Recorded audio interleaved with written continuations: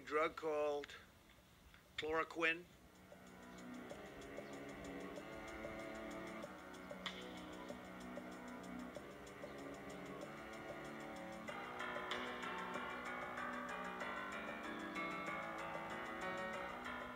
I never heard of him. If the guy says he was pushed out of a job, maybe he was, maybe he wasn't.